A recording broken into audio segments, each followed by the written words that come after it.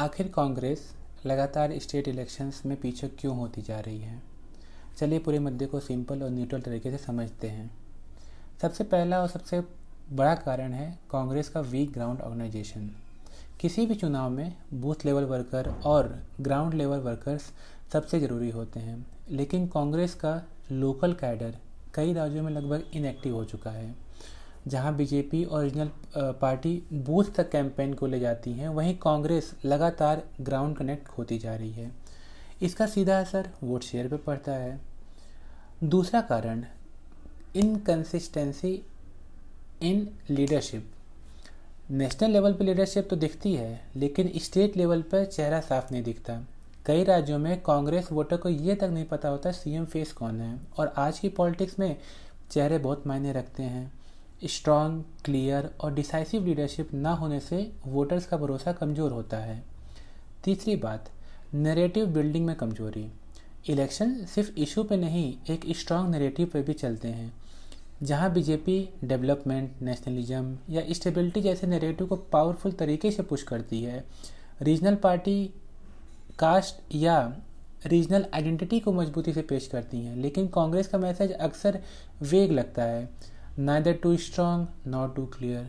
Voter confuse रहते हैं कि पार्टी की एग्जैक्ट पोजीशनिंग क्या है। चौथा बड़ा इशू है vote transfer problem in alliances.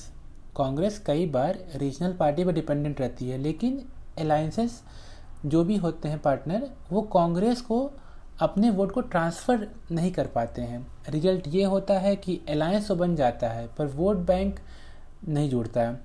Bihar, UP, कई अन्य राज्यों में यही पैटर्न बार बार दोहराता हुआ दिख रहा है। पांचवा बड़ा कारण है यूथ कनेक्ट, जो कि दिन प्रतिदिन कमज़ोर होता जा रहा है।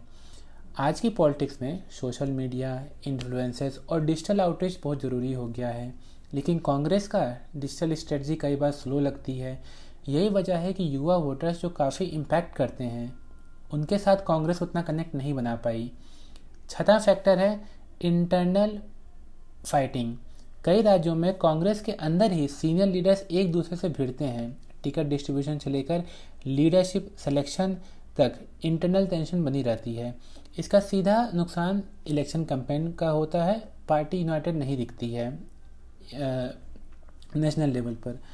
और आखिर में रीजनल पार्टी का राइज भी एक बड़ा कारण है। तेलंगाना में केसीआर हो, उड़ीसा में नवीन पटनायक हो, दिल्ली में केजरीवाल हो, बंगाल में ममता बनर्जी हो, इन स्ट्रांग रीजनल लीडर ने कांग्रेस की जगह अपने स्टेट में कैप्चर कर ली है। कांग्रेस ना नेशनल पार्टी की तरह स्ट्रांग नैरेटिव दे पा रही है, ना रीजनल पार्टी की तरह लोकल कनेक्ट बना पा रही है, यानी बीच की स्थिति हो गई है जो वोटर्स को कन्विंस नहीं करती। तो कुल मिलाकर कांग्रेस का डिक्लाइन किसी एक कारण का नहीं है। ये ground organisation, leadership vacuum, narrative weakness, alliance compliance, youth connect की कमी और रीजनल पार्टी का उदय का कॉम्बिनेशन है। अगर कांग्रेस को फिर से मजबूत होना है तो उसे ग्राउंड लेवल से लेकर लीडरशिप तक के बड़े बदलाव करने होंगे। ऐसे ही न्यूट्रल और फैक्चुअल पॉलिटिकल इंसाइट्स के लिए जुड़े रहिए हमारे चैनल के साथ, और इस वीडियो को लाइक करना और मेरे चैनल को सब्सक्राइब करना ना भूलें। मिलते हैं अगली वीडियो में। Thank you.